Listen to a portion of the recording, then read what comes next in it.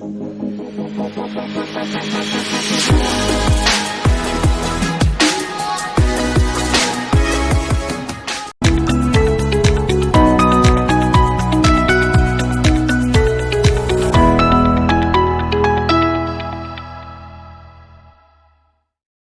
Hello what's up, कैसे हैं आप सब? Good evening, good evening, good evening. हाँ जी, सब कुशल मंगल, सब एकदम टकाटक चकाचक।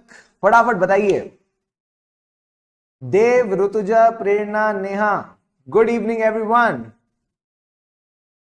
Is everything okay? जल्दी से बताओ। Audio video all good? सब एकदम बढ़िया? फटाफट बताइए।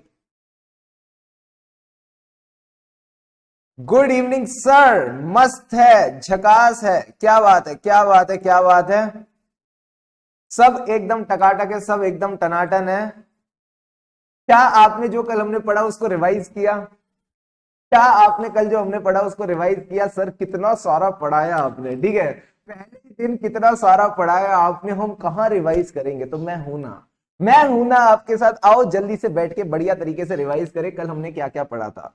तो कल हमने जो क्लास की शुरुआत की थी वो कहां से की थी सर? वो हमने की थी ऑडिट की डेफिनेशन से। मैंने आपको सबसे पहले सिखाया क्या, what is a financial audit. तो हमने बोला फाइनेंशियल ऑडिट को याद रखने का बड़ा सिंपल सा तरीका, इट इज फाइनेंशियल स्टेटमेंट्स का ऑडिट। और ऑडिट का मतलब है एग्जामिनेशन, नारे बाबा ना। ऑडिट का मतलब है independent examination. Sir independent examination किसकी?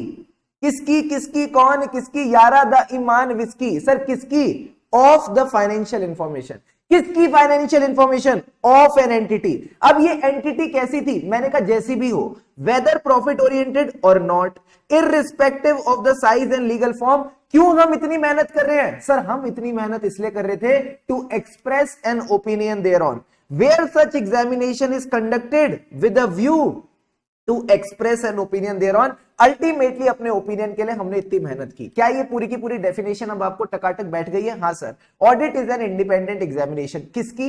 Of the financial information. किसकी? Of an entity. एंटिटी के बारे में थोड़ा सा बताओ मुझे। एंटिटी कैसी है? वेदर प्रॉफिट ओरिएंटेड और not, irrespective of the size और legal form, where such examination is done with a view to express an opinion thereon. Ultimately जो शेयर होल्डर्स है, अल्टीमेटली जो शेयर होल्डर्स हैं उनको हमें ओपिनियन देना है कि फाइनेंशियल स्टेटमेंट्स कैसे बने हैं। ठीक है, ये बेसिक बात हमने सीखी थी। फिर मैंने आपको ये वर्ड पकड़ा, फिर हमने इंडिपेंडेंट वर्ड पकड़ा और इसको खोल दिया।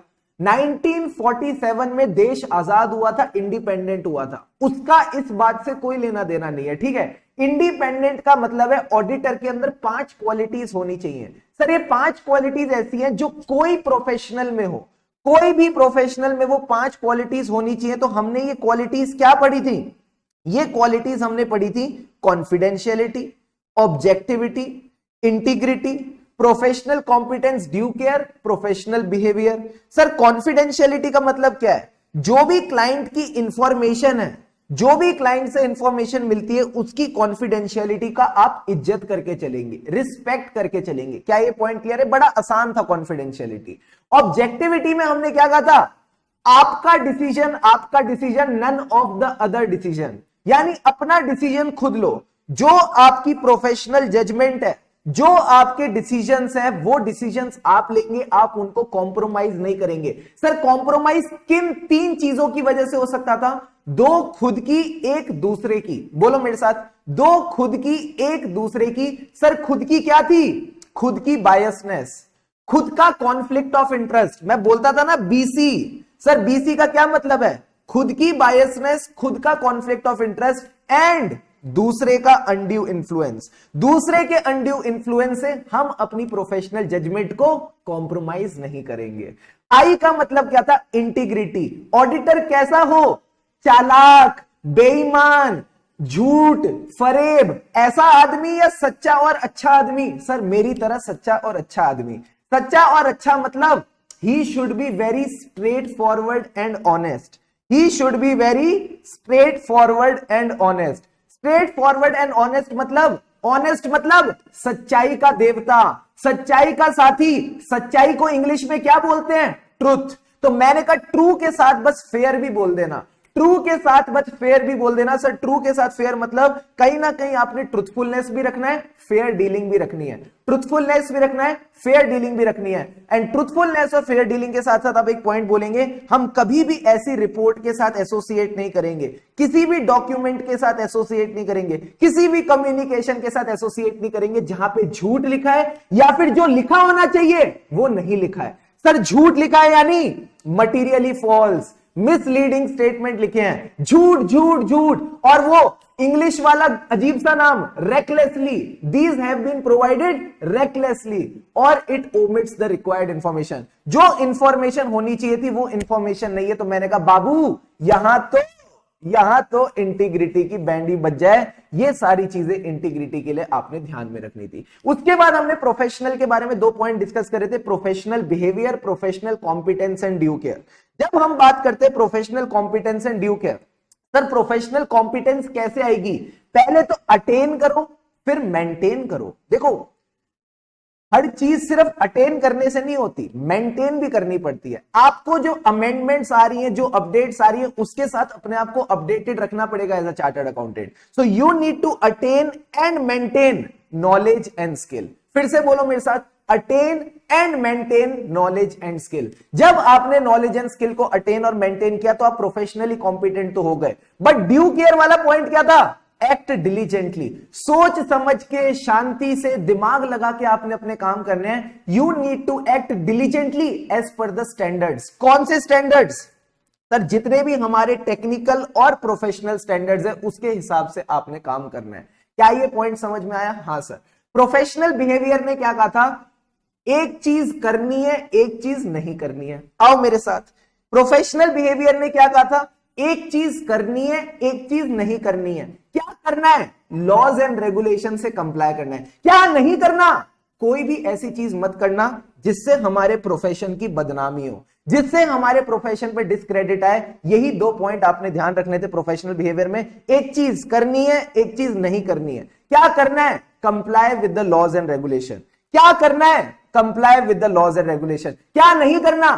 Don't do any activity which brings discredit to the profession. यहां हमारे 5 प्रिंसिपल्स ऑफ एथिक्स कवर हो गए। सर इसके बाद एक बात लिखी है, auditor should be independent of the entity.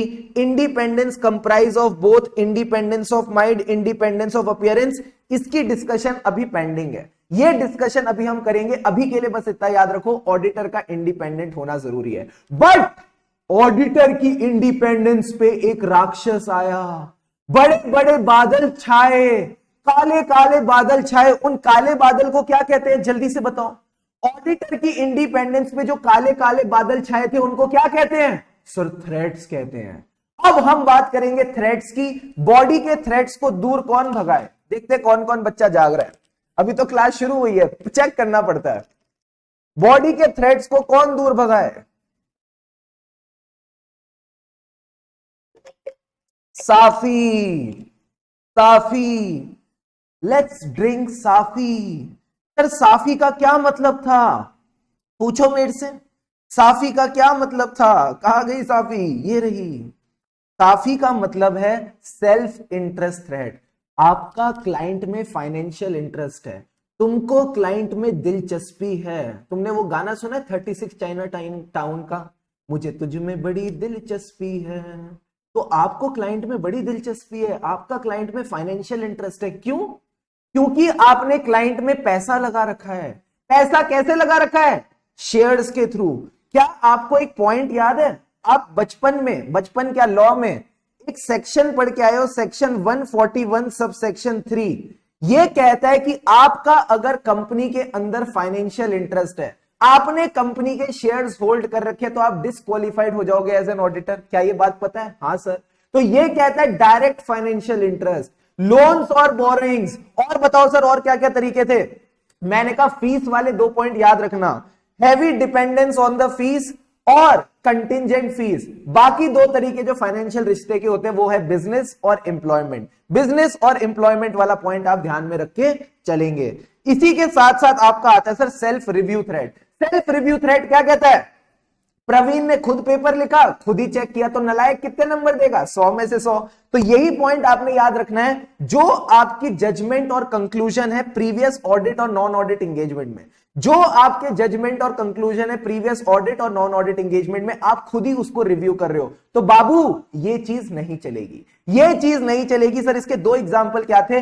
आप कंपनी के डायरेक्टर और ऑफिसर रह चुके हो, फिर से बोल रहा हूं, आप कंपनी के डायरेक्टर और ऑफिसर रह चुके हो, यानी आपने कंपनी में बड़ी पोजीशन पकड़ी थी, तो हो सकता है आपका कंपनी में बोलबाला चलता हो। दूसरा, जिस चीज का आप ऑडिट कर रहे हो वो आप ही ने प्रिपेयर करी है, यानी you are performing the services that are subject matter of audit. जो फाइनेंशियल स्टेटमेंट आप चेक करने आए हो वो आप ही ने बनाए हैं, जिन फाइनेंशियल स्टेटमेंट्स का आप ऑडिट करने आए हो वो आप ही ने बनाए हैं। तो अगर आप ऑडिट कर रहे हो किसका? The subject matter of audit, तो फिर आप यहां पे फंस जाओगे। फिर से दो पॉइंट क्लियर है? हाँ sir, you have been recently the director or officer of the company. Second thing, you are providing the services which are the subject matter of audit. आप ही फाइनेंशियल स्टेटमेंट प्रिपेयर करते हो, आप ही उसका audit करते हो, तो यहां दिक्कत आएगी ही आएगी। सर इसके बाद क्या आता है? Advocacy thread. एडवोकेसी थ्रेड का क्या मतलब था? You are promoting. Advocacy threat का क्या मतलब है? करो मेरे साथ, यू आर प्रमोटिंग। किसको प्रमोट कर रहे हो? क्लाइंट इंटरेस्ट को। इस कदर, सर इस कदर को अंग्रेजी में क्या बोलते हैं? To a point. You are promoting the client's interest to a point that your objectivity is compromised. Sir इसके एग्जाम्पल क्या थे? एडवोकेसी थ्रेड का पहला एग्जाम्पल था एडवोकेट, और दूसरा एग्जाम्पल जो आपने इसमें ध्यान रखना था, you are dealing in the shares of the company. जो कंपनी के शेयर्स है उनको आप प्रमोट कर रहे हो, तो मैंने कहा ये प्रमोट वाले दोनों पॉइंट याद रखना। You are dealing in the shares और सिक्योरिटीज ऑफ कंपनी। दूसरा, you are acting as a advocate of the company. फिर आता है sir familiarity threat. Familiarity threat यानी ये रिश्ता क्या कहलाता है, ये रिश्ता क्या कहलाता है। तो बेसिकली अब क्या हो गया है? ला ला ला ला ला, you have formed relationship with the client. क्योंकि ये रिश्ता बन गया है, यू आर टू सिंपैथेटिक, ज्यादा सिंपैथेटिक हो गए हो। उधर से लॉस उसका होता है, आंसू आपके बहते हैं। तो मैंने कहा ये रिश्ते आए कैसे? मैंने कहा एक तो रिश्ता खून का रिश्ता, एक फर्म का रिश्ता, तीसरा रिश्ता किसका था? मैंने कहा था नहीं, बन गया। हमारे साथ स्कूल में भी होता था। सर स्कूल में क्या होता था? अगर आपका कोई दोस्त नर्सरी से लेके क्लास 10th और 12th तक आपके साथ रहता था, तो क्या आप उसके साथ भाई भाई वाली फीलिंग नहीं आती थी? जल्दी से बताओ। हाँ सर आती थी। तो मैंने कहा यही तीन चीजें आपने ध्यान रखनी है। ब्लड का रिश्ता यानी क्लोज रिलेटिव, दूसरा आपका पार्टनर वाला रिश्ता, तीसरा रिश्ता बन गया बिकॉज ऑफ लॉन्ग एसोसिएशन। अब जब तीनों रिश्ते बन गए तो गिफ्ट्स भी आएंगे, हॉस्पिटैलिटी भी आएगी। सर हॉस्पिटैलिटी लिखा है, हॉस्पिटल नहीं, पहले ही बोल रहा हूं, हॉस्पिटल वो होता है जहां पे आप अपना इलाज कराते हो, उसका इससे कोई लेना देना नहीं है। हॉस्पिटैलिटी का क्या मतलब है? फैसिलिटीज। आपको बढ़िया बढ़िया फैसिलिटीज मिल रही है, तो आपने बोलना है क्या? इन तीनों रिश्तों में हमको क्या मिले? गिफ्ट्स और हॉस्पिटैलिटी। फिर से बोलो, गिफ्ट्स और हॉस्पिटैलिटी। यही पॉइंट आपने कहीं ना कहीं ध्यान में रख के चलने हैं। फिर लास्ट आता है इंटिमिडेशन थ्रेट। सर इंटिमिडेट करना मतलब सामने वाले को अनकंफर्टेबल कराना, उसको डराना धमकाना। ड से डराना, ड से डेटर्ड, ड से डराना, ड से deterred. Auditor is deterred from acting objectively. वो ऑब्जेक्टिवली बेचारा काम नहीं कर पा रहा। सर क्यों नहीं कर पा रहा? आपने उसको थ्रेटन किया है, आपने बोला आप उसको निकाल दोगे, आपने बोला आप उसके ऊपर लिटिगेशन कर दोगे।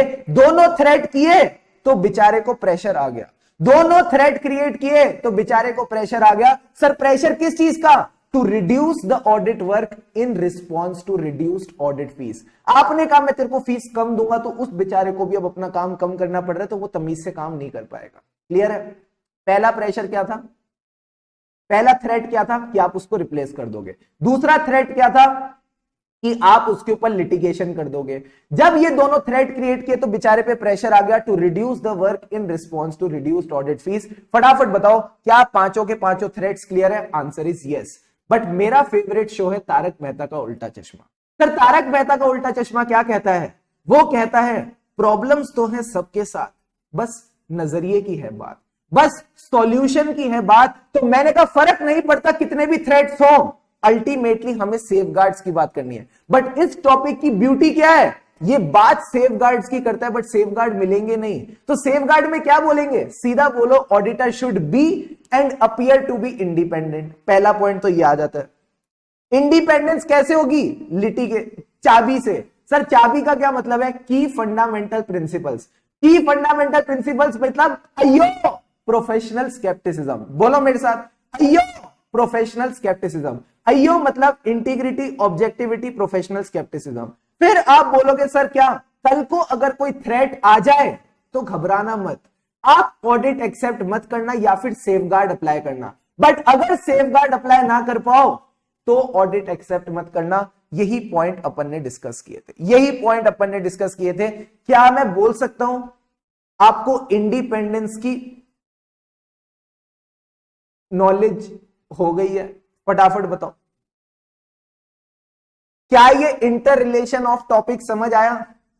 कहां से शुरू हुए थे, कहां पे एंडिंग करी? Is this point clear?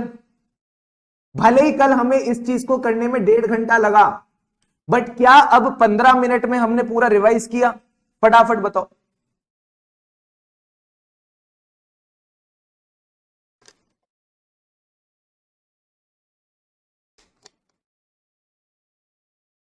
This is the power of memory techniques. This is the power of memory techniques. सिर्फ समझ के कुछ नहीं होने वाला बाबू, सिर्फ समझ के कुछ नहीं होने वाला। हमको क्या बनना है? हमको रेंचो बनना है। हम समझेंगे भी और याद भी करेंगे, तभी ऑडिट में आगे बढ़ेंगे। आई बात समझ? मजा आ गया सर, मजा आ गया, वेरी वेरी गुड। अब एक बात बताओ, इसी के बाद आपने मुझे बोला था एक टॉपिक पढ़ाओ सर। सर टॉपिक का नाम क्या था? टॉपिक का नाम था प्रोफेशनल स्केप्टिसिज्म। टॉपिक का नाम था प्रोफेशनल स्केप्टिसिज्म। सारे बच्चों ने क्या कहा था कि प्रोफेशनल स्केप्टिसिज्म क्या होता है, हमको समझ में नहीं आया। तो प्रोफेशनल स्केप्टिसिज्म के टाइम पे अपन ने क्या किया था? एकता कपूर को बुलाया। प्रोफेशनल स्केप्टिसिज्म के टाइम पे अपन ने क्या किया? एकता कपूर को बुलाया। आओ एकता कपूर की मदद ले। जो एकता कपूर वाली आंटी थी, जो एकता कपूर वाली आंटी थी, सर एकता कपूर वाली आंटी कैसे एटीट्यूड में थी? आंटी अलर्ट थी। जब घंटी बजी तो अलर्ट थी। उन्होंने शर्ट पे दाग देखा तो उन्होंने सवाल पूछा यानी क्वेश्चनिंग माइंड। एंड तीसरा, फिर उस शर्ट को चेक किया कि एक्चुअल में वो सॉस है या कुछ और। उसको क्या बोलते हैं? Critical assessment of audit evidence. तो यही 3 पॉइंट आपने याद रखने, एटीट्यूड, उसके बाद अलर्ट टू द सर्कमस्टेंसेस विच में इंडिकेट फ्रॉड। दूसरा पॉइंट क्या था बाबू? क्वेश्चन पूछेंगे, क्वेश्चनिंग माइंड। एंड तीसरा पॉइंट आपने इसमें ध्यान रखना है, critical assessment of audit evidence. अब सर एक बात बताओ, प्रोफेशनल स्केप्टिसिज्म में हमको किन 4 चीजों को लेकर अलर्ट रहना है? तो पहली चीज मैंने आपको बताई थी, एक ऑडिट डॉक्यूमेंट दूसरे से कॉन्ट्राडिक्ट कर रहा है। बैंक स्टेटमेंट कुछ और कह रहा है, बैंक की कंफर्मेशन कुछ और कह रही है। तो जब भी 2 डॉक्यूमेंट्स कॉन्ट्राडिक्ट करेंगे तो मेरे मन में सवाल उठेगा। जब भी 2 डॉक्यूमेंट्स कॉन्ट्राडिक्ट करेंगे मेरे मन में सवाल उठेगा। It will bring into question the reliability of documents. And कहीं ना कहीं किसकी खुशबू आएगी? सर खुशबू आएगी फ्रॉड की। अच्छा एक बात बताओ, जो भी मैं ये स्लैंग्स बोलता हूं कि यहां पे आपको खुशबू आएगी, आप खुशबू वर्ड अपने नोट्स में लिखते हो नहीं लिखते हो? फटाफट बताओ, क्या आप खुशबू वर्ड अपने नोट्स में लिखते हो? बिकॉज अगर आप नहीं लिख रहे आप ये सब बातें भूल जाओगे बाद में जाके, पहले ही बता रहा हूं। ये पॉइंट आपने याद रखना है। जब भी मैं आपको 2 पॉइंट्स रिलेट करके तीसरे पे लेके आ रहा हूं, ये पॉइंट याद रखना, तभी आपको थर्ड पॉइंट याद आएगा सेकंड के बाद रिवीजन करते वक्त। तो थर्ड पॉइंट क्या कहता है? जब एक डॉक्यूमेंट दूसरे से कॉन्ट्राडिक्ट करेगा, कहीं ना कहीं आप उसकी रिलायबिलिटी पे क्वेश्चन कर रहे हो, तो किस पे खुशबू आ रही है? सर हमें खुशबू आ रही है फ्रॉड की। अब जब फ्रॉड की खुशबू आ रही है तो आपका काम बढ़ जाएगा। सर काम बढ़ जाएगा यानी need for audit procedure in addition to those required by standards on auditing. क्या ये पॉइंट क्लियर है? जस्ट टेल मी यस और नो। Yes sir. अब इतनी मेहनत करने का क्या फायदा? It will reduce the risk of उई। सर उई का क्या मतलब है? Overlooking unusual circumstances. Cash balance बहुत ज्यादा है बट इंश्योरेंस नहीं ले रखी। दूसरा, over generalising when drawing the conclusion. 9 महीने का कंट्रोल टेस्टिंग कर ली, 9 महीने के प्रोसेसेस देख लिए, तो क्या अगले 3 महीने के छोड़ दें? मैंने कहा नहीं, अगले 3 महीने के भी आपको देख के चलने पड़ेंगे। एंड तीसरा पॉइंट क्या है सर? तीसरा पॉइंट कहता है आई यानी inappropriate assumptions while designing the nature, timing and extent of audit procedure. अगर आपको लगता है यहां पे चांसेस है फ्रॉड के, अगर आपको लग रहा है चांसेस है गफले के, तो फिर आपको अपने ऑडिट प्रोसीजर की मात्रा बढ़ानी पड़ेगी। तो आप गलत अजम्पशंस नहीं लगाएंगे। यही बात हमने प्रोफेशनल स्केप्टिसिज्म में की थी। अब सर एक बात बताओ, इसी के साथ साथ हम लास्ट में गए किधर? हम गए थे ऐसे 200 पे। ऐसे 200 की अब हमने स्टार्टिंग की थी, फटाफट पानी के 2 घूंट लगाओ और अब हम स्टार्ट करते हैं ऐसे 200 का पार्ट। ये हमने कल एक बार डिस्कस किया था, वापस एक बार इसको दोहराएंगे और यहां से गाड़ी को आगे बढ़ाएंगे।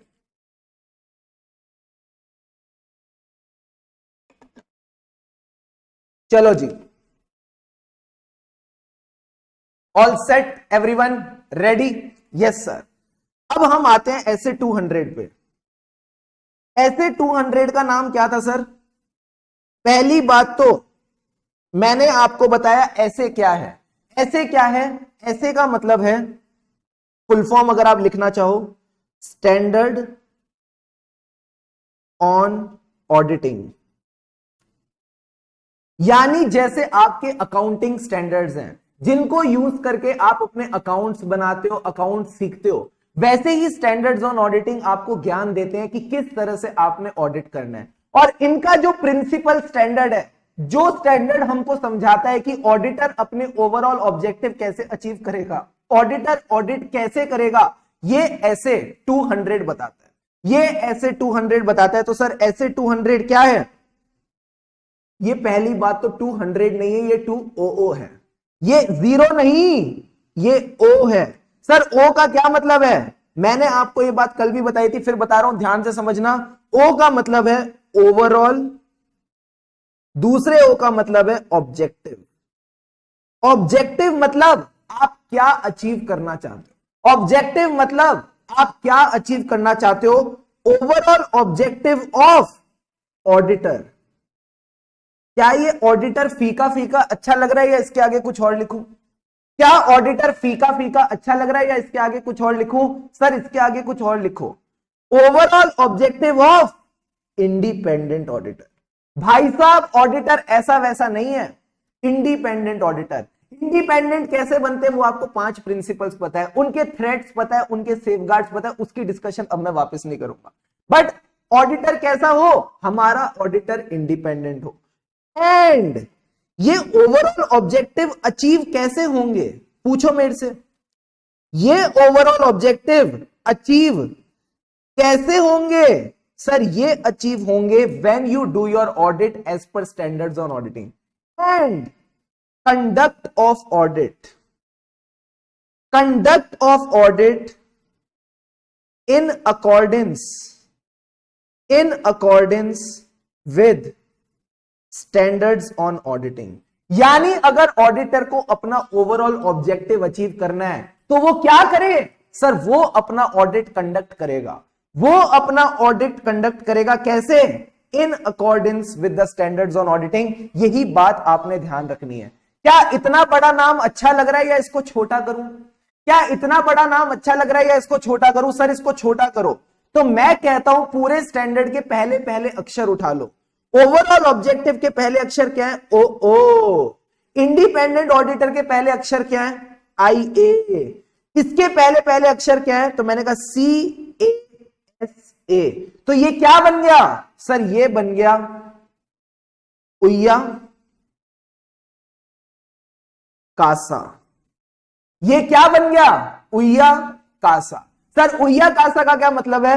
Overall objective of independent auditor. बोलो मेरे साथ, overall objective of independent auditor. And ये ओवरऑल ऑब्जेक्टिव अचीव कैसे होंगे? Conduct of audit in accordance with standards on auditing. क्या ये पॉइंट क्लियर है? Yes sir. अब सवाल उठता है ऑडिटर का ओवरऑल ऑब्जेक्टिव क्या है?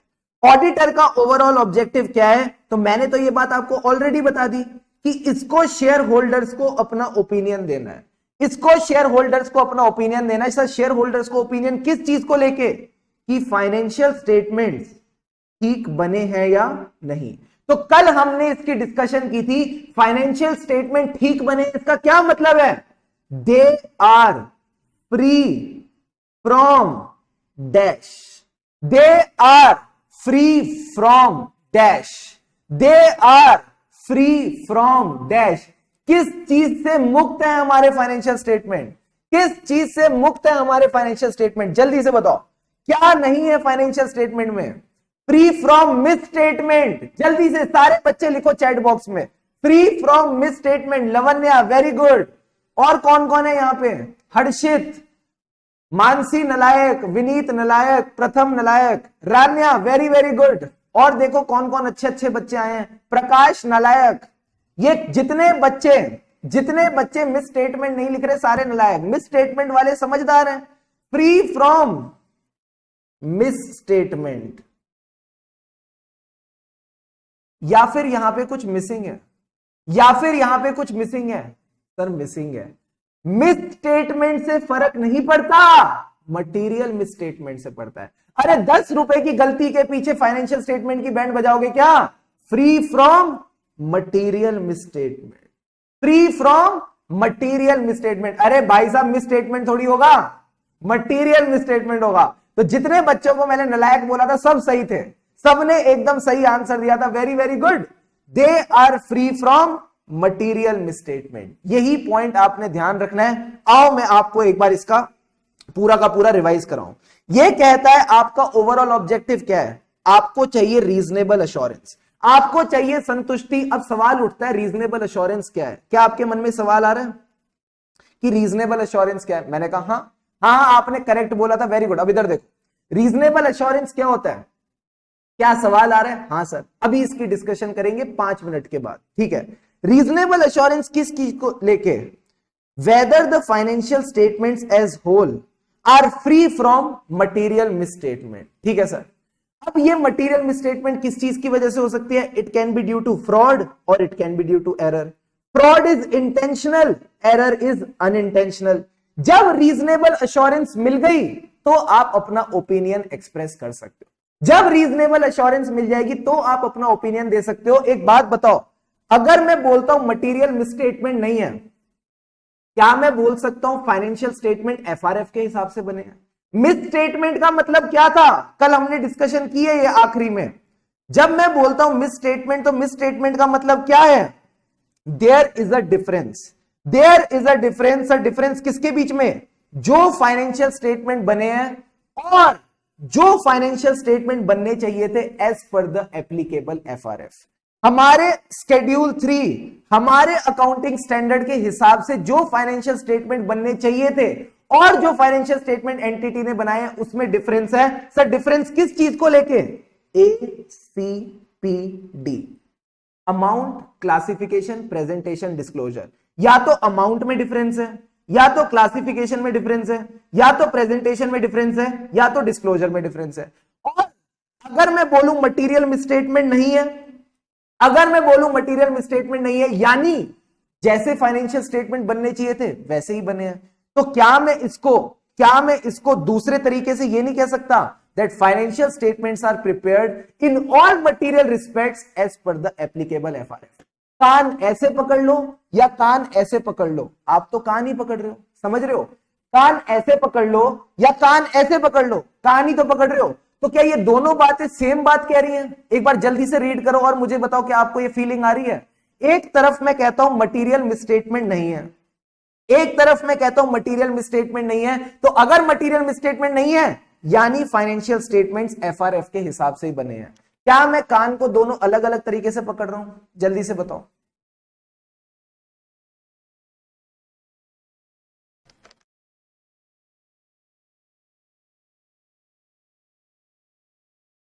क्लियर है ये पॉइंट? क्लियर है? और जब आपने अपना ओपिनियन बना लिया कि हां फाइनेंशियल स्टेटमेंट एफआरएफ के हिसाब से बने हैं, एफआरएफ का क्या मतलब है? अकाउंटिंग स्टैंडर्ड्स और शेड्यूल 3 के हिसाब से बने हैं, तो फिर आप अपनी रिपोर्ट दे सकते हो और कम्युनिकेट कर सकते हो as per the standards on auditing. फिर आप रिपोर्ट कर सकते हो, कम्युनिकेट कर सकते हो as per the standards on auditing. And this is the overall objective of auditor, this is the overall objective of auditor. क्या आप ओवरऑल ऑब्जेक्टिव मेरे साथ लिखना चाहोगे? हाँ सर, हम ओवरऑल ऑब्जेक्टिव आपके साथ लिखना चाहेंगे। फटाफट नोट डाउन करो, very very important. Yes I can see your message, इधर आ जाओ जल्दी से। Overall objective of auditor SA 200। सबसे पहले हमें ऑब्टेन करनी है क्या? Reasonable assurance.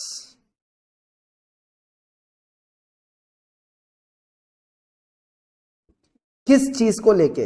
किस चीज को लेके? अभी आप रीजनेबल एश्योरेंस का मतलब समझो, satisfaction. We need to be satisfy. सारे बच्चे मेरे साथ लिखना, obtain reasonable assurance that the financial statements as whole are free from material misstatements.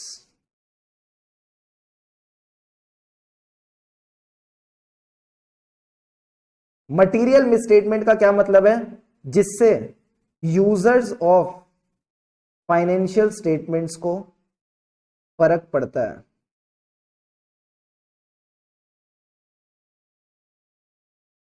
तो उन्हीं के लिए तो हम ऑडिट कर रहे हैं, उन्हीं के लिए तो हम ऑडिट कर रहे हैं। तो जिस चीज से उनको फर्क पड़ता है उससे हमको भी फर्क पड़ता है। हम भी यही चाहते हैं कि फाइनेंशियल स्टेटमेंट में मटीरियल मिसस्टेटमेंट ना हो। एक बार जब आपको ये सेटिस्फेक्शन मिल गई कि फाइनेंशियल स्टेटमेंट में मटीरियल मिसस्टेटमेंट नहीं है, तो फिर आप क्या कर सकते हो? Then you can express your opinion. Sir opinion किस चीज को लेके? That the financial statements are prepared in all material respects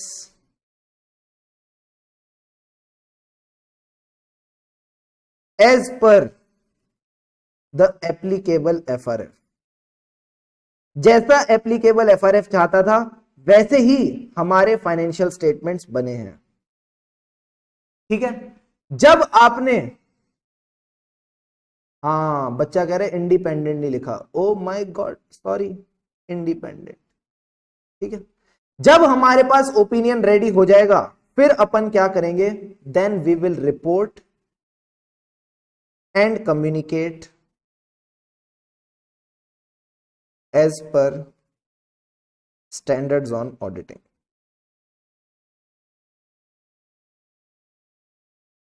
satisfaction लिखा है, जल्दी से नोट डाउन करो। क्या मेरी हैंडराइटिंग अब थोड़ी साफ हुई कल से? क्योंकि कुछ बच्चों ने कहा था सर आपकी हैंडराइटिंग तो बड़ी खराब है, इससे खराब हैंडराइटिंग तो हमने आज तक नहीं देखी। क्या हैंडराइटिंग में थोड़ा सुधार आया? मैंने हैंडराइटिंग का कोर्स ज्वाइन किया तुम्हारे कहने पे।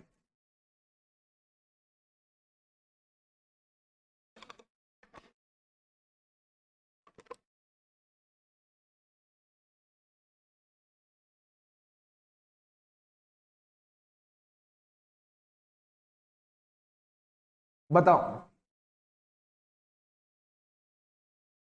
सर, बहुत अच्छी हैंडराइटिंग है, वेरी गुड सर। मटेरियल के आगे क्या लिखा है? Material respects. रिस्पेक्ट्स मतलब इज्जत। ठीक है, मटेरियल रिस्पेक्ट्स, मटेरियली बेसिकली वो सही है। Done sir. नहीं सर, आपकी हैंडराइटिंग तो आज भी खराब है, नालायक। तुम बोलो मेरी हैंडराइटिंग अच्छी है तो इससे मेरा ना प्रोत्साहन बढ़ेगा, इससे मुझे मोटिवेशन आएगी कि मैं अपनी हैंडराइटिंग को और अच्छा करूं। हाँ, आप तो मोती जैसी हैंडराइटिंग लिखते हो, वेरी वेरी गुड। मेरे को भी करना है सर हैंडराइटिंग का कोर्स। हाँ, ऑडिट के साथ साथ हम तुमको हैंडराइटिंग का कोर्स भी कराएंगे, वेरी वेरी गुड। आ गई बात समझ? अब इसमें दो तीन शब्द पकड़ के उनके साथ खेलना शुरू करते हैं। एफआरएफ का मतलब, एक बच्चा पूछ रहा है एफआरएफ का मतलब है, ये पता नहीं मुझे बार बार क्यों बताना पड़ रहा है, फाइनेंशियल रिपोर्टिंग फ्रेमवर्क। यानी जो आपके अकाउंटिंग स्टैंडर्ड्स हैं, जो आपका शेड्यूल 3 है, वही तो बताता है फाइनेंशियल स्टेटमेंट कैसे बनेंगे। तो उसके हिसाब से अपने फाइनेंशियल स्टेटमेंट आपने बनाने। अब कई बच्चों के मन में सवाल आता है, सर क्या ये रीजनेबल एश्योरेंस क्या है, ये सेटिस्फेक्शन कैसे मिलेगी? तो आओ मैं आपको ऑडिट के बारे में थोड़ा सा बताता हूं। आओ मैं आपको ऑडिट के बारे में थोड़ा सा बताता हूं। देखो क्या कहता है ये रीजनेबल एश्योरेंस के बारे में, अपन ने यहां पे लिख भी रखा है। फटाफट आओ मेरे साथ, आपकी नोट्स का page number, page number, page number, page number, अरे पेज नंबर कहां गया? ये रहा, ये रहा, ये रहा, ये रहा। देखो क्या कहता है, टू ऑब्टेन रीजनेबल एश्योरेंस। इसके पहले भी आई थिंक हमारे पास रीजनेबल एश्योरेंस के बारे में कुछ ज्ञान तो होना चाहिए। यही है। क्या कहता है देखो, ये कहता है अगर आपको रीजनेबल एश्योरेंस चाहिए, आपको सेटिस्फेक्शन चाहिए, तो आपको लगेगा क्या? Sufficient and appropriate audit evidence. Sir ये तो गेम ही हो गई हमारे साथ, ये तो गेम ही हो गई। हम रीजनेबल अश्योरेंस ढूंढने निकले थे। अब रास्ते में कौन मिल गया? हमको मिल गया sufficient and appropriate audit evidence.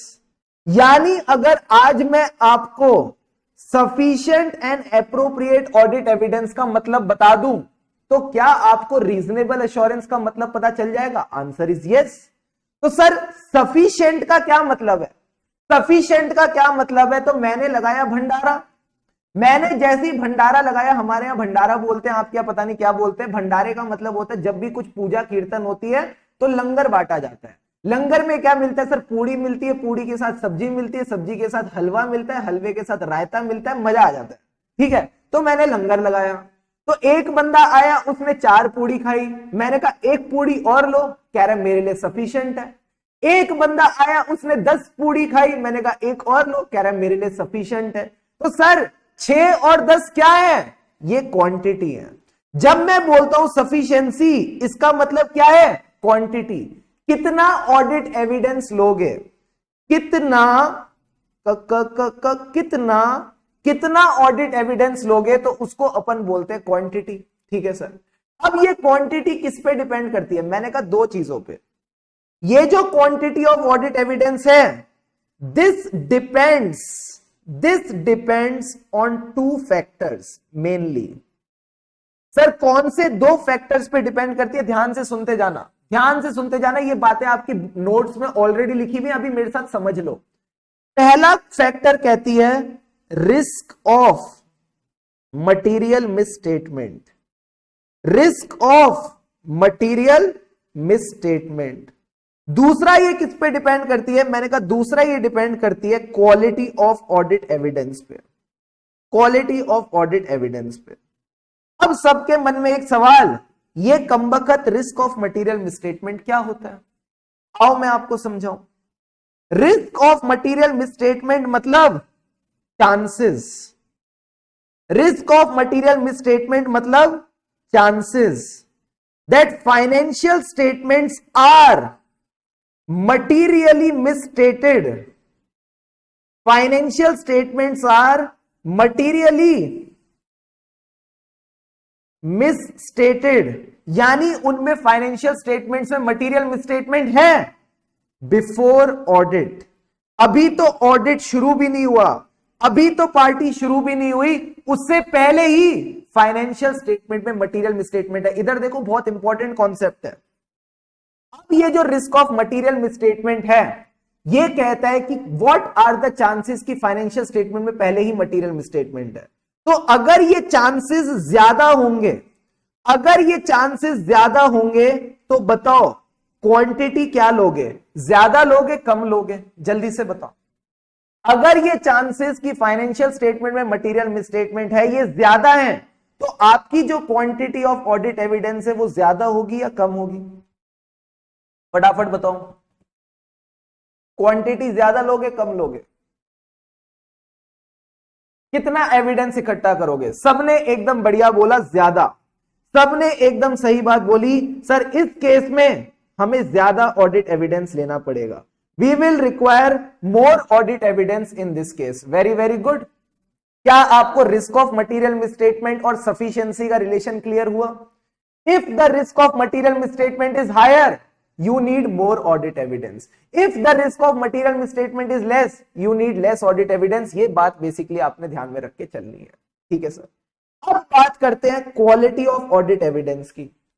मैं आपको 2 ऑप्शन देता हूं सर। ठीक है, 2 ऑप्शन सिंपल से हैं, ये आपको याद नहीं रखने, just for your understanding purpose मैं आपको दे रहा हूं।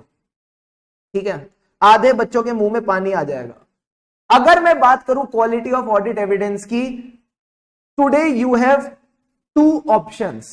एक तरफ घी वाले पराठे रखे हैं, एक तरफ नॉन घी पराठे रखे हैं।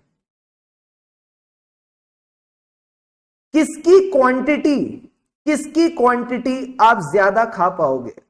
किसकी क्वांटिटी आप ज्यादा खा पाओगे? जल्दी से बताओ, किसकी क्वांटिटी आप ज्यादा खा पाओगे? घी वाले पराठों की क्वांटिटी ज्यादा खा पाओगे या नॉन घी वालों की क्वांटिटी ज्यादा खा पाओगे?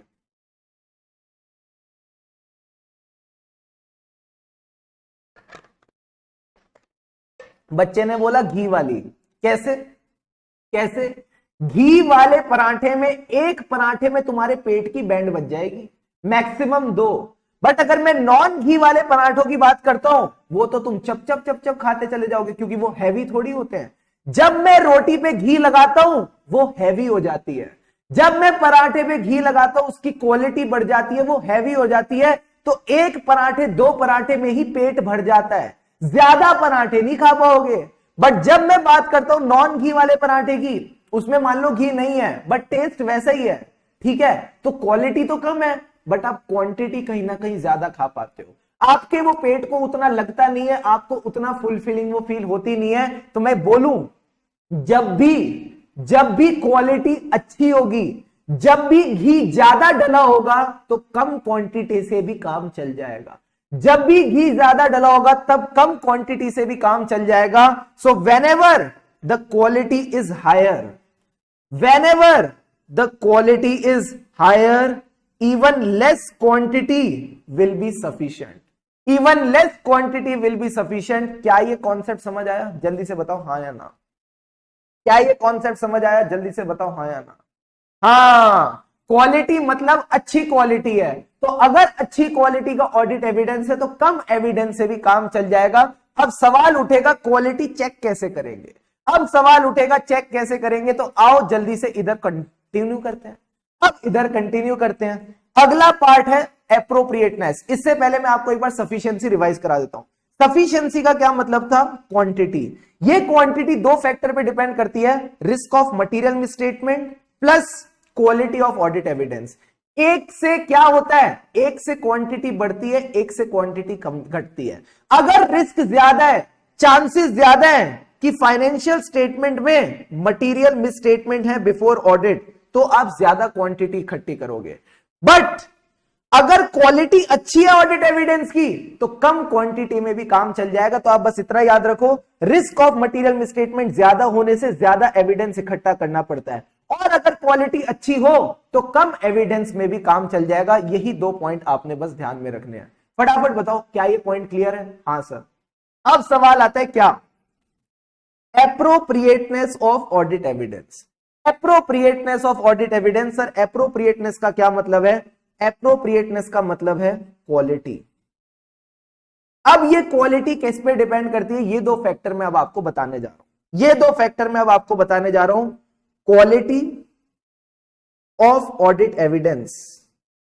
लिखने का समय दूंगा, अभी चुपचाप बस मेरी बात सुनते जाओ। हाँ, लिखने का समय दूंगा, Riddhi just relax baby, calm down calm down, थोड़ा सा समझ के फिर लिखते हैं, काम डाउन। अब इधर देखो, क्वालिटी ऑफ ऑडिट एविडेंस ये किन 2 फैक्टर्स पे डिपेंड करती है? सर ये डिपेंड करती है 2 चीजों पे, रेलिवेंस एंड रिलायबिलिटी। अभी मैं थोड़ा आपका दिमाग खोलने वाला हूं, चुपचाप फोकस करना अगले 5 मिनट, ठीक है सर। रेलिवेंस का क्या मतलब है? रेलिवेंस का क्या मतलब है? इसके लिए अपन एक एग्जांपल लेते हैं, एग्जांपल ऑफ डेटर्स। क्या आपने डेटर्स का नाम सुना है, जिनको आप क्रेडिट सेल करते हो? हाँ सर। ये जो डेटर्स हैं इनकी वैल्यू है मान लो 1000 रुपए, ठीक है सर। अब ये जो 1000 रुपए के डेटर्स हैं, मैनेजमेंट ने आपको बैलेंस शीट में कहा डेटर्स हैं 1000 रुपए। तो सर 1000 रुपए का क्या मतलब है? मैनेजमेंट आपसे कुछ बातें कहना चाहता है। सर क्या क्या बातें कहना चाहता है? पहली बात, 1000 रुपए के डेटर्स एग्जिस्ट करते हैं। दूसरी बात, इन 1000 रुपए के डेटर्स पे हमारी एंटिटी की राइट है। तीसरी बात, ये जो 1000 रुपए के डेटर्स है ये कंप्लीट है, हमने कुछ भी ओमिट नहीं किया है। And the 4th point is valuation. जो वैल्यू हमने 1000 रुपए की बताई है ये एकदम टकाटक है। क्या मैं ऐसा बोल सकता हूं? हाँ सर। डेटर्स कितने हैं? डेटर्स है 1000 रुपए के। जब आपके फाइनेंशियल स्टेटमेंट में लिखा है डेटर 1000 रुपए के, तो आपने 4 बातें मान ली। क्या? कि 1000 रुपए के डेटर एग्जिस्ट करते हैं as on the balance sheet date, ठीक है। 31 मार्च 2023 को 1000 रुपए के डेटर्स एग्जिस्ट करते हैं। साथ ही साथ एंटिटी के पास राइट है। सर राइट किसको लेके? Right to recover ₹1000 from these debtors. ये एंटिटी के पास राइट है। Plus complete, nothing has been omitted. इसमें से कुछ भी ओमिटेड नहीं है, सारे डेटर्स हमने इसमें कंप्लीटली कवर करे हैं। वैल्यूएशन का क्या मतलब है? वैल्यूएशन का मतलब है जो डेटर्स की वैल्यू थी उसमें से provision for doubtful debts, provision for doubtful debts हमने अच्छे से लेस किया है, तभी इसकी वैल्यू निकल के आई है, तभी इसकी वैल्यू निकल के आई है। क्या ये चार बातें मैनेजमेंट लिख के देता है? फटाफट बताओ, क्या ये चार बातें फाइनेंशियल स्टेटमेंट में मैनेजमेंट लिख के देता है? Answer is no. ये बातें मैनेजमेंट के दिल की हैं और तुम वो समझ लेते हो, तुम वो समझ लेते हो। मैं इनको क्या नाम दूं? मैं इनको क्या नाम दूं? सर आप इनको एक बड़ा अच्छा नाम दो जिसका नाम है क्या? असर्शंस। इनका नाम है असर्शन। सर असर्शन किस चीज से बना है? एजर्ट करने से, बोलने से। अगर मैं बोलता हूं ऑडिट इजी है तो मैं एजर्ट कर रहा हूं कि ऑडिट इजी है। तो मैनेजमेंट भी जब लिखता है डेटर्स 1000 रुपए के हैं तो मैनेजमेंट एजर्ट कर रहा है, एजर्शन दे रहा है कि 1000 रुपए के डेटर्स एग्जिस्ट करते हैं, 1000 रुपए की मेरी राइट है टू रिकवर दिस अमाउंट, 1000 रुपए की अमाउंट कंप्लीट है, प्लस 1000 रुपए की वैल्यू है। तो ये बातें क्या है? सर ये मैनेजमेंट की रिप्रेजेंटेशंस है, ये मैनेजमेंट की रिप्रेजेंटेशंस है जो फाइनेंशियल स्टेटमेंट में कहीं ना कहीं छुपी हुई है। अब अगर आपको मैं बोलता हूं डेटर की वैल्यू चेक करो, तो आप क्या चेक करोगे? आप ये सारी चीजें चेक करोगे। आप चेक करोगे क्या वो एक्चुअल में एग्जिस्ट करते हैं कि नहीं, क्या हमारे पास एक्चुअल में उनकी राइट है टू रिकवर दिस अमाउंट, क्या ये 1000 रुपए कंप्लीट है कि नहीं, प्लस इसकी जो वैल्यूएशन है वो ठीक है कि नहीं। क्या आपको समझ आ रहा है मैं क्या कहने की कोशिश कर रहा हूं? जब मैंने बोला 1000 रुपए के डेटर चेक करो, तो चेक क्या करोगे? डेटर या उसकी असर्शन? सर हम उसकी असर्शन चेक करते हैं, हम कभी भी अकाउंट बैलेंस को चेक नहीं करते, हम कभी भी पीएनएल के आइटम को चेक नहीं करते, हम उसकी असर्शन को चेक करते हैं। जो बातें उसके अंदर छुपी हुई हैं उनको चेक करते हैं कि 1000 रुपए के डेटर एक्चुअल में एग्जिस्ट करते हैं या नहीं करते हैं, क्या एंटिटी की उसके ऊपर कोई राइट है या नहीं है, क्या एक्चुअल में वो कंप्लीट है कि नहीं है, क्या उनकी वैल्यू सही है कि नहीं है। इसको अपन बोलते हैं असर्शंस। क्या ये बात समझ आई? क्या ये बात समझ आई? हाँ सर। तो अभी मैंने आपको एक सिंपल सी बात बताई कि हर चीज की कुछ असर्शंस होती है। हाँ सर असर्शंस होती है। वो असर्शंस इंपॉर्टेंट क्यों है? क्योंकि अल्टीमेटली उन्हीं को चेक करना है। अब मेरा आप सबसे सवाल, कैसे पता लगाओगे कोई डेटर एग्जिस्ट करता है कि नहीं करता? आपने उसको सेल्स करी होंगी, इधर देखो इधर देखो इधर देखो, अभी चैट बॉक्स को छोड़ दो, अभी मेरे पास देखो। अगर आपको चेक करना है डेटर एग्जिस्ट करते हैं कि नहीं, मतलब आपने उनको सेल्स करी होंगी। जब भी सेल्स करी होंगी आपने उनको इनवॉइस किया होगा। हाँ सर। तो यहां पे मैं चेक कैसे कर सकता हूं? मेरे पास यहां पे इनवॉइस हो सकता है। दूसरी चीज, जब मैंने डेटर को सेल करी तो मेरे पास उसका परचेज ऑर्डर आया होगा। हाँ सर। तो मैं यहां पे पीओ देख सकता हूं, जो उसने मेरे को परचेज ऑर्डर दिया कि शुभम केसवानी जी आप ये माल हमको भेज दो, तो मैं उसका पीओ देख सकता हूं कि उसने मुझे परचेज ऑर्डर भेजा कि नहीं भेजा। ठीक है सर। फिर मैंने उसको इनवॉइस किया। साथ ही साथ एज अ ऑडिटर मैं डेटर को चिट्ठी लिख सकता हूं, मैं डेटर को मेल डाल सकता हूं कि डेटर एक बात बताओ 31 मार्च को आपका ये बैलेंस था कि नहीं, तो मैं डेटर से कंफर्मेशन ले सकता हूं। हाँ सर। तो ये सारी चीजें क्या है? ये एग्जिस्टेंस को प्रूव कर रही है, ये एग्जिस्टेंस को प्रूव कर रही है, तो यहां एग्जिस्टेंस मेरा चेक हो जाएगा। हाँ सर। इसी तरह जब मैं बोलता हूं राइट टू रिकवर, कहीं ना कहीं यही के यही डॉक्यूमेंट्स यहां भी चल जाएंगे। हाँ सर। यही के यही डॉक्यूमेंट्स यहां भी चल जाएंगे। बट अब सवाल उठता है क्या कंप्लीटनेस के लिए भी यही डॉक्यूमेंट चल जाएंगे या कुछ एक्स्ट्रा करना पड़ेगा? क्या कंप्लीटनेस के लिए भी यही डॉक्यूमेंट चल जाएंगे या कुछ एक्स्ट्रा करना पड़ेगा? मैंने कहा द आंसर इज एक्स्ट्रा करना पड़ेगा। ये सारी चीजें तो आप उन डेटर्स की देखोगे जो मैनेजमेंट ने फाइनेंशियल स्टेटमेंट्स में रिकॉर्ड कर रखे हैं, जो फाइनेंशियल स्टेटमेंट्स में रिकॉर्डेड है उनकी एग्जिस्टेंस चेक करोगे, उनका चेक करोगे कि हम इनसे रिकवर कर पाएंगे कि नहीं। बट हो सकता है मैनेजमेंट से कोई डेटर रह गया हो, तो वो कैसे पता चलेगा कि वो डेटर 31 मार्च 23 को था? कोई बच्चा सोच पाएगा? कोई बच्चा सोचना चाहेगा? कैसे पता चलेगा 31 मार्च 23 को कोई डेटर रहा होगा और वो मैनेजमेंट से छूट गया है? मैं आपको एक बात बताऊं। हाँ सर बताओ, ध्यान से समझो।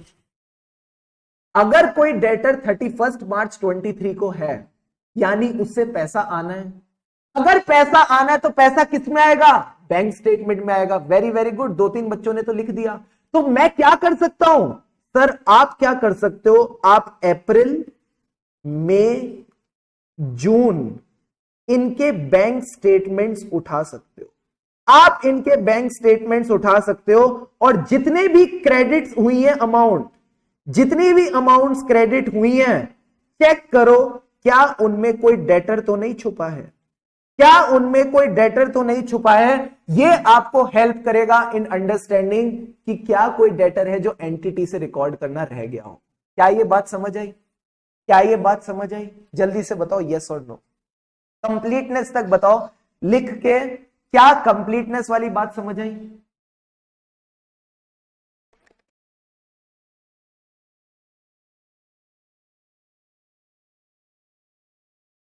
Please tell me fast. क्या कंप्लीटनेस तक everything is clear? Yes sir. अब आता है सवाल प्रोविजन फॉर डाउटफुल डेट्स का। हम जो प्रोविजन बनाते हैं ये आपने अकाउंट्स में भी सीखा है, it depends on the ageing of the debtors. Sir ageing का क्या मतलब है? डेटर कितने टाइम से ड्यू है। Some debtors are due for less than 6 months, some are due for 6 months to 1 year, some are due for 1 year to 3 year and some are due for more than 3 year। जितना पुराना debtor उतना ज्यादा provision बनेगा, जितना पुराना debtor उस हिसाब से उसका प्रोविजन बनेगा। तो मैंने कहा यहां पे हम डेटर की एजिंग लेंगे, उस एजिंग के हिसाब से हम चेक करेंगे कि एक्चुअल में प्रोविजन सही से बना है या नहीं, एक्चुअल में प्रोविजन उस हिसाब से सही से बना है कि नहीं। तो मैं एक बात बोलूं, जैसी अजर्शन वैसा आपको ऑडिट एविडेंस इकट्ठा करना पड़ रहा है, जैसी अजर्शन वैसा आपको ऑडिट एविडेंस इकट्ठा करना पड़ रहा है। हर अजर्शन के लिए हर ऑडिट एविडेंस नहीं चलेगा। जब आपको एग्जिस्टेंस चेक करनी थी तो आपने इनवॉइसेस लिए, उसका परचेज ऑर्डर देखा, अपना सेल्स ऑर्डर देखा, साथ ही साथ उससे कंफर्मेशन ली। फिर आपको चेक करना था राइट टू रिकवरी, फिर आपने वही चीजें उठाई, तो इससे ये भी पता चल गया। इसी के साथ कंप्लीटनेस चेक करनी थी, तो मैंने कहा कोई डेटर छुपा हुआ हो सकता है जो एंटिटी ने दिखाया नहीं। तो मैंने क्या करे, सब्सीक्वेंट बैंक स्टेटमेंट देखे, अप्रैल का बैंक स्टेटमेंट देखा, मई का बैंक स्टेटमेंट देखा, जून का बैंक स्टेटमेंट देखा। तो उसके हिसाब से मैंने देखा कि कहीं कोई क्रेडिट आया हो तो हो सकता है वो डेटर का हो जो इन्होंने रिकॉर्ड ना किया हो। इसके बाद जब बात आई वैल्यूएशन की, तो मैंने कहा वैल्यूएशन में मुझे चेक करना है प्रोविजन ठीक से बनाया है कि नहीं। तो वो प्रोविजन इन सब चीजों पे डिपेंड थोड़ी करेगा, वो इसकी एजिंग पे डिपेंड करेगा। तो क्या मैं बोलूं, आप अजर्शन के हिसाब से रेलिवेंट ऑडिट एविडेंस ले रहे हो। फिर से बोल रहा हूं, ध्यान से समझना। आप क्या कर रहे हो, ये जो अजर्शंस हैं कि ये एग्जिस्ट करता है, एंटिटी की राइट है, कंप्लीट है, वैल्यू सही है, जैसी अजर्शन वैसा ऑडिट एविडेंस, जैसी अजर्शन वैसा ऑडिट एविडेंस, यानी your audit evidence should be relevant to the assertion, your audit evidence should be relevant to the assertion. इतनी सी बात समझाने के लिए मुझे ये सारी डिस्कशन आपके साथ करनी पड़ी। फटाफट बताओ क्या ये पॉइंट क्लियर है, यस और no? Please tell me fast. Assertion का क्या मतलब है सर? अजर्शन का मतलब है ऐसी चीजें जो मैनेजमेंट ने कही और तुमने सुन ली। मैनेजमेंट ने कहा डेटर्स है 1000 रुपए के, इसका क्या मतलब है? 1000 रुपए के डेटर एग्जिस्ट करते हैं, अजर्शन नंबर 1। 1000 रुपए के डेटर पे आपकी राइट है, अजर्शन नंबर 2। 1000 रुपए के डेटर कंप्लीट है, कोई डेटर छूटा नहीं है, अजर्शन नंबर 3। एंड फोर्थ पॉइंट क्या है? 1000 रुपए की वैल्यू ठीक है, इस वैल्यू में कोई दिक्कत नहीं है, अजर्शन नंबर 4। ये सारी क्या हो गई सर? ये अजर्शंस हैं और कुछ नहीं है। क्या रेलिवेंस वाला पॉइंट समझ आया? फटाफट बताओ यस और नो। हाँ सर, क्लियर है, क्लियर है, क्लियर है, क्लियर है। यस, अप्रैल, मई और जून कब के? ऑब्वियस सी बात है 2023 के। 31 मार्च के बाद के आप लोगे तभी आपका काम होगा, और कोई तरीका नहीं है। ठीक है सर। अब सवाल उठता है किसका? रिलायबिलिटी का। बस लास्ट टॉपिक, बस लास्ट टॉपिक, उसके बाद मैं आपको लिखने का टाइम दूंगा। रिलायबिलिटी मतलब क्या आप ऑडिट एविडेंस पे भरोसा कर सकते हो या नहीं? क्या आप ऑडिट एविडेंस पे भरोसा कर सकते हो? More discussion more discussion in ऐसे 500, ऐसे 500 में इसकी डिस्कशन और ज्यादा होगी। ठीक है, फटाफट इसको नोट डाउन करते जाओ और मुझे बताते जाओ, हम आगे बढ़ते जाएंगे। Quickly note it down. जैसे ही पार्ट 1 हो जाए मुझे बताना पार्ट 1 डन, फिर मैं आपको पार्ट 2 नीचे दिखाऊंगा। फटाफट इसको नोट डाउन करो।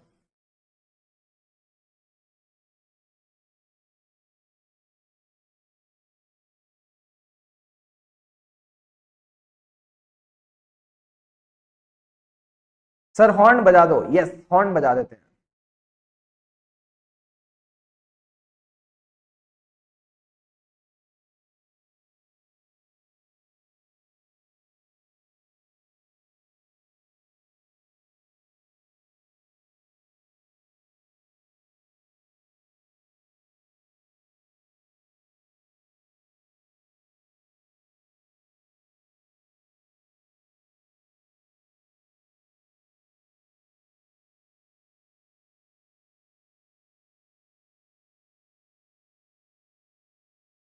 Note it down.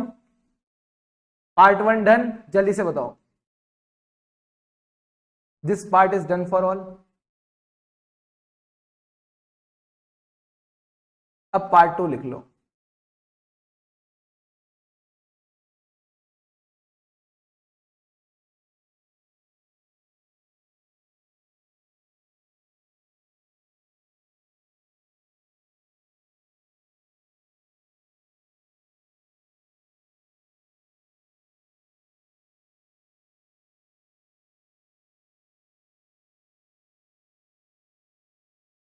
हर्ष कह रहे हैं नॉट डन येट। अरे यार सर इतना फास्ट होता क्या? नहीं नहीं नहीं नहीं नहीं, सॉरी सॉरी सॉरी सॉरी। लिखो जल्दी लिखो।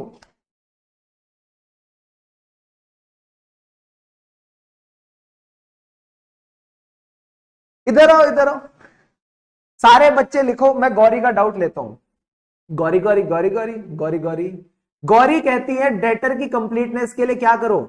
एक एंटिटी जो साल भर में हजारों करोड़ों सेल्स करती हैं, वो सारे इनवॉइस उठा लो, एक एक इनवॉइस को चेक करो, क्या माल गया किसका पैसा आया, क्या माल गया किसका पैसा आया, क्या माल गया किसका पैसा आया। गौरी एक बात बताओ, तुम्हारे पास इतनी फुर्सत आती कहां से है? हमारे पास तो नहीं आती पूरे दिन में इतनी फुर्सत। क्या मैं ऑडिटर इतना वेला हूं कि मैं एक एक इनवॉइस बैठ के चेक करूं? कैसी बातें करती हो गौरी, गौरी गौरी गौरी गौरी गौरी गौरी। एक एक इनवॉइस चेक करूंगा कि इसका पैसा आया इसका पैसा आया। इससे अच्छा मैं बैंक स्टेटमेंट देख लूं, इससे अच्छा मैं बैंक स्टेटमेंट देख लूं कि बैंक स्टेटमेंट में किस किसका पैसा आया, जिसका पैसा आया क्या वो मेरा डेटर था? ये आसान काम है। तुम जो कह रही हो वो सुनने बोलने के लिए अच्छा है, बट प्रैक्टिकल नहीं है। ठीक है, वो प्रैक्टिकल नहीं है। हाँ, एक साल में एक ही ऑडिट नहीं करना है, बहुत सारे ऑडिट करने हैं, बहुत पैसा छापना है।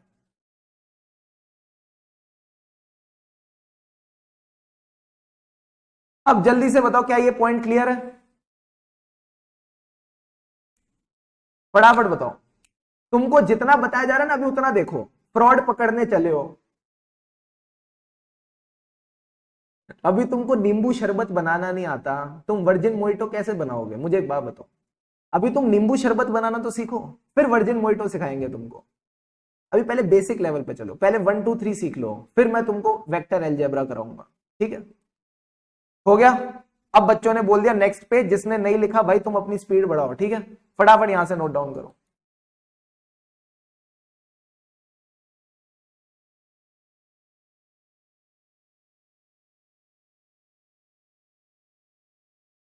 हाँ श्याम, मुझे तुम्हारा मैसेज दिख रहा है, बट मैं तुम्हारे मैसेज को देख के करूं क्या? कुछ अच्छी बात तो लिखो। ओके ओके सर, गुस्सा नहीं करना। अरे मैं गुस्सा नहीं कर रहा, मैं तुमको समझा रहा हूं।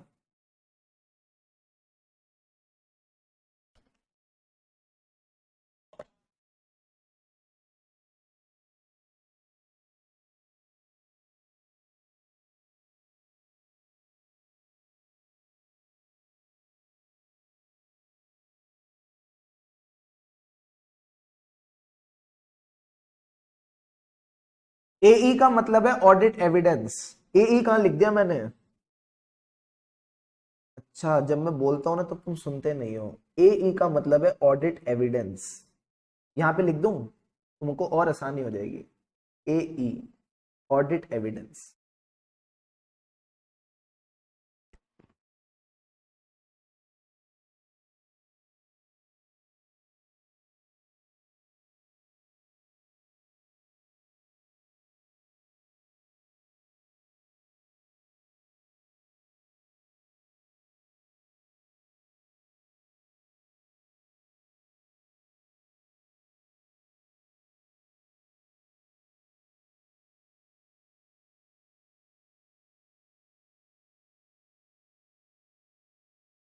डन डनाडन डन, फटाफट।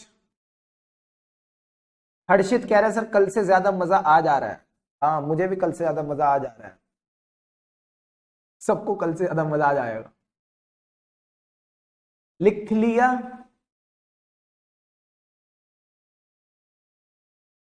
एजिंग ऑफ डेटर लिखा यार, एजिंग ऑफ डेटर्स। डेटर्स कितने बुढ़े हो चुके हैं?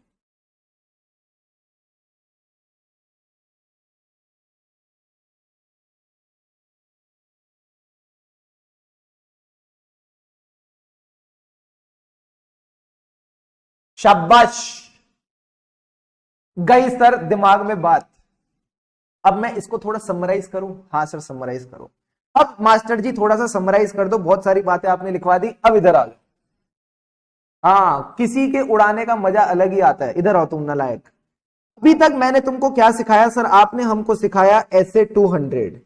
ऐसे 200 का क्या मतलब था? उया कासा, overall objective of independent auditor and conduct of audit in accordance with standards on auditing. बस इतनी सी बात मैंने आपको समझाई थी। ओवरऑल ऑब्जेक्टिव में मैंने आपको बोला क्या चाहिए? Reasonable assurance that financial statements are free. Sir किससे फ्री हैं? From material misstatement. हमारे जो फाइनेंशियल स्टेटमेंट्स है वो मटीरियल मिसस्टेटमेंट से फ्री है। बस इतनी सी बात आपने समझनी थी। अब चुपचाप यहां पे देखो, जब आपको रीजनेबल एश्योरेंस मिल जाएगी तो आप अपना ओपिनियन दे सकते हो। सर उसके बाद पहले कान यहां से पकड़ा, अब कान यहां से पकड़ेंगे। मटीरियल मिसस्टेटमेंट नहीं है, यानी financial statements are prepared in all respects, in all respects as per applicable FRF। जब ओपिनियन रेडी हो गया तो फिर आप उसको रिपोर्ट कर सकते हो as per the standards on auditing. सारे बच्चे मुझे थम्स अप दो, सारे बच्चे मुझे थम्स अप दो, फिर ही मैं आगे बढ़ूंगा। फटाफट।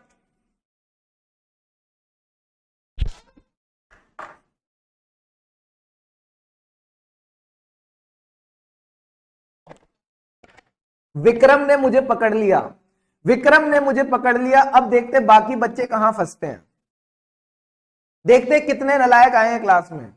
Very very good. संजय नलायक, कशिश नलायक, प्रियांशी नलायक, और देखो कितने नलायक आए हैं। नेहा, हर्ष, एक से बढ़कर एक नलायक भेजे हैं। लवीशा, मानसी, पलक, कैफ, शवानाज, मोहम्मद, गौरव, नेहा, हट, और कौन है? अब जाके इन्होंने मुझे पकड़ा, अब जाके इन्होंने मुझे पकड़ा। Kaif Khan very good, Prakash very good, Dushyant very good, तुम दुष्ट नहीं हो, तुम बड़े ही अच्छे इंसान हो। Gaurav very good.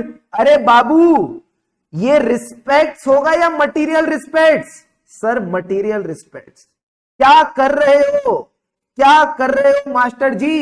In all material respects as per the applicable FRF। तो ये पॉइंट आपने बस ध्यान में रख के चलने। फिर मैंने आपसे पूछा रीजनेबल एश्योरेंस कैसे मिलेगी, कैसे मिलेगी सेटिस्फेक्शन? सर ऑडिट एविडेंस से। ये सेटिस्फेक्शन मिलेगी ऑडिट एविडेंस से। मैंने कहा ऐसा वैसा ऑडिट एविडेंस नहीं है, sufficient, sufficient and appropriate audit evidence. Sufficient and appropriate evidence. Oh sorry sorry Dushyant, sorry sorry. अब इधर देखो सर, सफिशिएंट एंड एप्रोप्रिएट का क्या मतलब है? सफिशिएंट एंड एप्रोप्रिएट का क्या मतलब है? सफिशिएंट का मतलब होता है क्वांटिटी। Very very good. ये क्वांटिटी किस पे डिपेंड करती है? दो चीजों पे, रिस्क ऑफ मटेरियल मिसस्टेटमेंट। क्या चांसेस है फाइनेंशियल स्टेटमेंट में मटेरियल मिसस्टेटमेंट हो? दूसरा ये डिपेंड करती है क्वालिटी ऑफ एविडेंस पे। अगर रिस्क ऑफ मटेरियल मिसस्टेटमेंट ज्यादा है तो क्वांटिटी ज्यादा लगेगी, अगर क्वालिटी अच्छी है तो क्वांटिटी कम लगेगी। तो एक चीज क्वांटिटी को बढ़ाती है, एक चीज क्वांटिटी को घटाती है। Very very good. अब आती है बात एप्रोप्रिएटनेस की। एप्रोप्रिएटनेस मतलब quality of audit evidence. Quality का मतलब है रेल रेल। क्वालिटी का क्या मतलब है? Rail rail. Sir rail rail मतलब एक रेल का मतलब है रेलिवेंस, एक का मतलब है रिलायबिलिटी। आई बात समझ? ये दो पॉइंट्स बेसिकली मैंने आपको सिखाए। अब रेलिवेंस किस सेंस में? Audit evidence is relevant to the assertion being tested. जिस असर्शन की आप टेस्टिंग कर रहे हो उसके हिसाब से आपने देखना है कि ये रेलिवेंट है या नहीं। रिलायबिलिटी मतलब क्या मैं इस पे भरोसा कर सकता हूं या नहीं। कितनी सी बात मैंने आपको समझाई। क्या यहां तक सारी बातें क्लियर हैं? फटाफट बताओ यस और no. Are you ready for the next topic? सारे बच्चे रेडी लिखेंगे। अब सारे बच्चे रेडी लिखेंगे, फटाफट बताओ।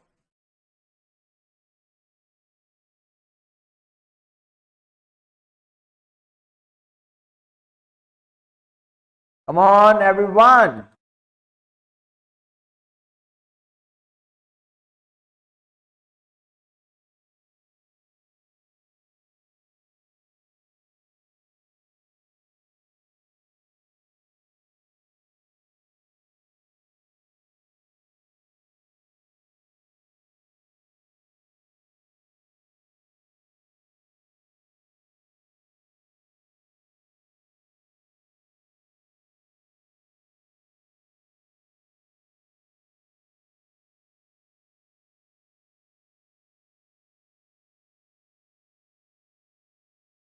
मैं कह रहा था आधे बच्चे बिंगो खा के आते हैं।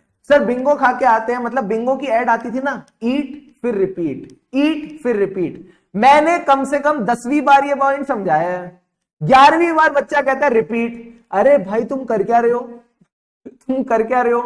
कम से कम 10 बार मैंने यही सेम चीज बढ़ा दी। पहले पढ़ाई, फिर वो लिखवाई, लिखवाने के बाद वापस रिपीट कराई। अब बच क्या गया? बिंगो, ईट फिर रिपीट, ईट फिर रिपीट। कोई पॉइंट समझ में नहीं आया तो वो पूछो, मैं तुमको बताऊंगा। बट तुम ऐसे थोड़ी है कि कभी भी कुछ भी मजे लोगे, ठीक है? So that is how it should work. Got it sir? अब सवाल आता है कि आपने हमको जो पढ़ा है वो नोट्स में कहां लिखा है, तो देखो क्या कहता है। You have to obtain reasonable assurance, auditor shall obtain sufficient and appropriate evidence to reduce the audit risk to an acceptably low level.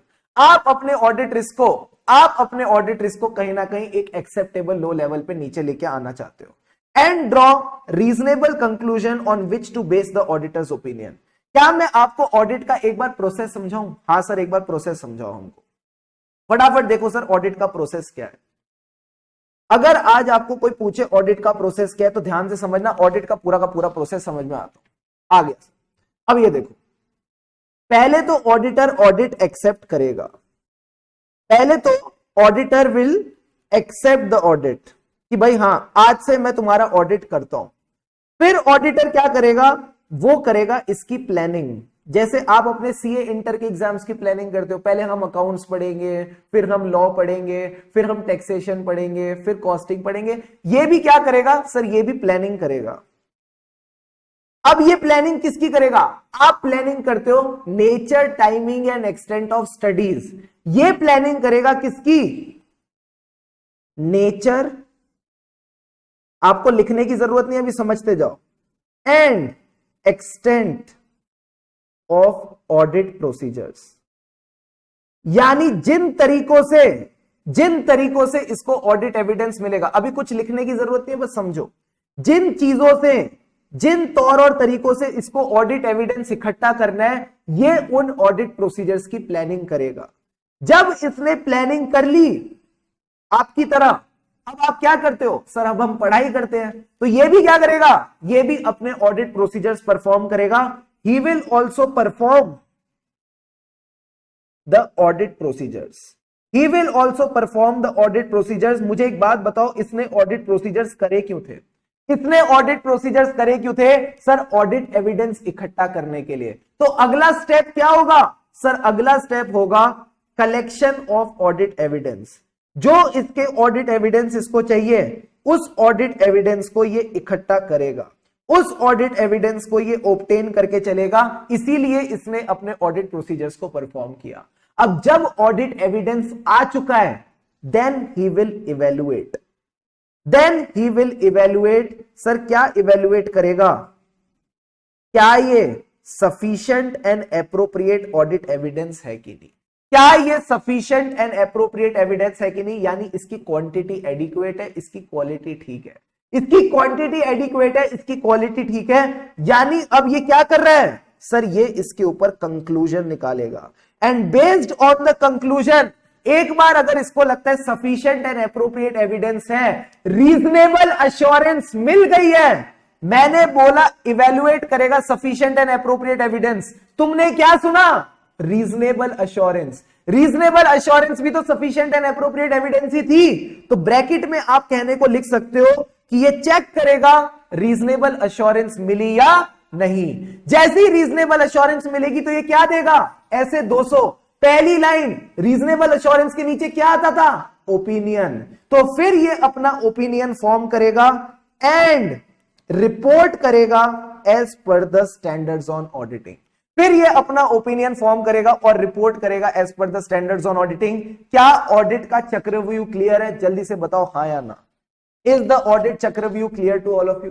पहले क्या किया? ऑडिट एक्सेप्ट किया, फिर सारे टीम मेंबर्स के साथ बैठे प्लान किया कि ऑडिट एविडेंस कैसे कैसे इकट्ठा करेंगे। ऑडिट एविडेंस को इकट्ठा करने की प्रक्रिया को क्या कहते हैं? Audit procedures. He will perform the audit procedure. जब ऑडिट प्रोसीजर्स परफॉर्म करे तो क्या मिला? Audit evidence. He will obtain the audit evidence. फिर ऑडिट एविडेंस को इवेल्युएट किया कि सफिशिएंट एंड एप्रोप्रिएट है कि नहीं, यानी चेक कर रहा है रीजनेबल अश्योरेंस मिली या नहीं। जैसी रीजनेबल अश्योरेंस मिली, ओपिनियन दिया एंड रिपोर्ट किया as per the standards on auditing. फटाफट इसको नोट डाउन करो। Giving you 30 seconds, your time starts now. शुरू हो जाओ गुरु, please note it down fast.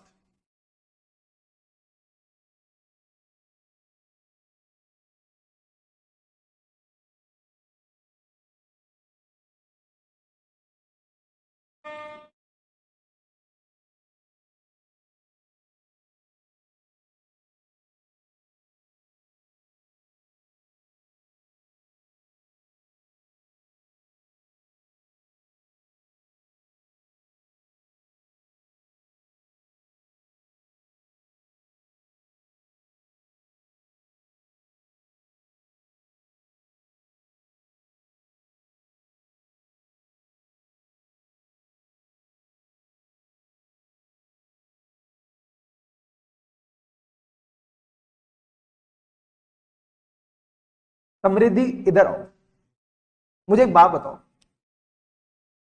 पहले आप मार्क्स लाते हो या पहले पढ़ाई करते हो? मेरा सबसे सवाल है, ये सबसे सवाल है, आप पहले मार्क्स लाते हो या पढ़ाई करते हो? सर पहले पढ़ाई करते हैं। जब हम पढ़ाई करेंगे, कहां से आते हैं बच्चे, जब हम पढ़ाई करेंगे तभी तो मार्क्स आएंगे। फिर चेक करो मार्क्स उतने कि आप पास हो पाओगे। बच्चा कह रहा है सर क्या पहले मार्क्स ले लो फिर पढ़ाई कर लो? ऐसे थोड़ी होता है, ऐसे थोड़ी होता है। एविडेंस पहले लेंगे फिर प्रोसीजर कैसे परफॉर्म कर सकते? तुम कैसी कैसी बातें करते हो यार, कौन सोचता है ऐसे? तुम पहले पढ़ाई करोगे तभी तो मार्क्स आएंगे, और जब मार्क्स आएंगे तो चेक करो क्या ये सफिशिएंट है पास होने के लिए। अगर पास होने के लिए सफिशिएंट है तो बाहर निकलो, ठीक है, फिर जाओ फाइनल लेवल पे। तो आप क्या करोगे? सर आप इस केस में सबसे पहले तो पढ़ाई करोगे। जब एक बार आपने पढ़ाई करी, परफॉर्म करे ऑडिट प्रोसीजर, फिर ऑडिट एविडेंस मिलेगा ना, फिर ऑडिट एविडेंस को चेक करो वो सफिशिएंट एंड एप्रोप्रिएट है या नहीं। उसके हिसाब से आप अपना ओपिनियन बनाओगे। ये सिंपल सी बात मैंने आपको बताई। इतनी सी बात में बताओ क्या कोई दिक्कत है कि नहीं? बाकी बातें अपन आगे करेंगे। क्लियर है यहां तक पॉइंट?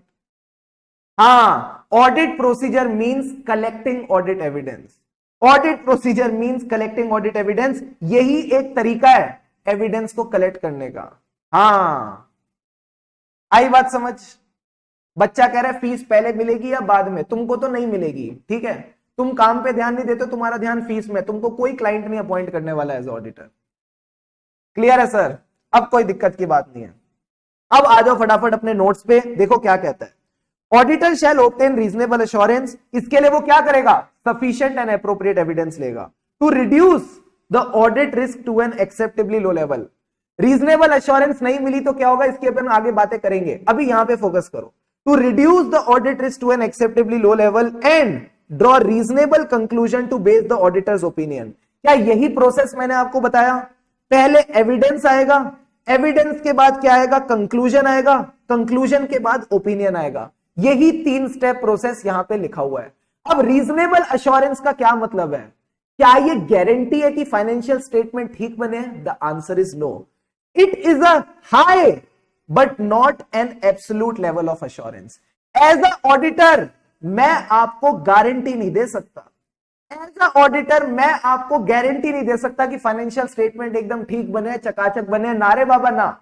मैं आपको सिर्फ एक रीजनेबल एश्योरेंस दे सकता हूं, मैं आपको एक हाई लेवल ऑफ एश्योरेंस दे सकता हूं। 100% एश्योरेंस नहीं दे सकता, 100% गारंटी नहीं दे सकता कि फाइनेंशियल स्टेटमेंट ठीक बने हैं। तो अगर आईसीआई आपसे पूछता है रीजनेबल एश्योरेंस, क्या रीजनेबल एश्योरेंस एब्सोल्यूट एश्योरेंस है? नहीं। क्या रीजनेबल एश्योरेंस 100% गारंटी है? नहीं। It is a high but not absolute level of assurance. ये पॉइंट आपने ध्यान रखना है। इतनी देर से मैं आपको एक पॉइंट बता रहा हूं, audit evidence. Sir audit evidence क्या है? इंफॉर्मेशन जिससे ऑडिटर किस पे अराइव करता है? कंक्लूजन पे। और कंक्लूजन से कहां जाता है? ओपिनियन पे। क्या वो एक डायग्राम में ये पूरा का पूरा टॉपिक क्लियर कर दिया? क्या वो एक ही डायग्राम ने पूरा का पूरा टॉपिक क्लियर कर दिया? Answer is yes. अब सर एक बात बताओ, सफिशिएंसी का क्या मतलब है, एप्रोप्रिएटनेस का क्या मतलब है? ये आपने ऑलरेडी मेरे साथ नोट डाउन कर लिया, ये आप ऑलरेडी मेरे साथ नोट डाउन कर चुके हो। इसके बारे में और डिटेल चर्चा होगी ऐसे 500 में। तो रीजनेबल एश्योरेंस का क्या मतलब है? It is a high but not absolute level of assurance. मिलेगी कैसे? Sufficient and appropriate evidence. Evidence से क्या निकला? कंक्लूजन। कंक्लूजन से क्या निकला? ओपिनियन। दूसरी चीज ऑडिट एविडेंस क्या है? जिस इंफॉर्मेशन को यूज करके ऑडिटर कंक्लूजन निकालता है, उसके बाद ओपिनियन बनाता है, उसी को अपन ऑडिट एविडेंस कहते हैं। ये सिंपल सी बात आपने ध्यान में रख के चलनी है। क्लियर है? अब मेरा आप सबसे सवाल, एज एन ऑडिटर आप कॉम्प्रोमाइज क्यों कर रहे हो? एज एन ऑडिटर आप कॉम्प्रोमाइज क्यों कर रहे हो? आप रीजनेबल एश्योरेंस के साथ क्यों जा रहे हो? आप एब्सोल्यूट एश्योरेंस क्यों नहीं ले रहे? इसका आंसर मिलेगा ब्रेक के बाद। इसका आंसर मिलेगा ब्रेक के बाद। तो will be right back after the break. 15 minutes का ब्रेक है, 15 मिनट के ब्रेक के बाद आओ और मैं आपको इसका आंसर देता हूं, क्यों ऑडिटर को रीजनेबल एश्योरेंस लेनी है, क्यों ये बेचारा एब्सोल्यूट एश्योरेंस नहीं ले पाता कि फाइनेंशियल स्टेटमेंट में कोई मटेरियल मिसस्टेटमेंट नहीं है। तो जाओ, relax yourself, refresh yourself, and after the break मैं आपको इसका जवाब बताता हूं। बड़ा ही मजेदार टॉपिक आने वाला है।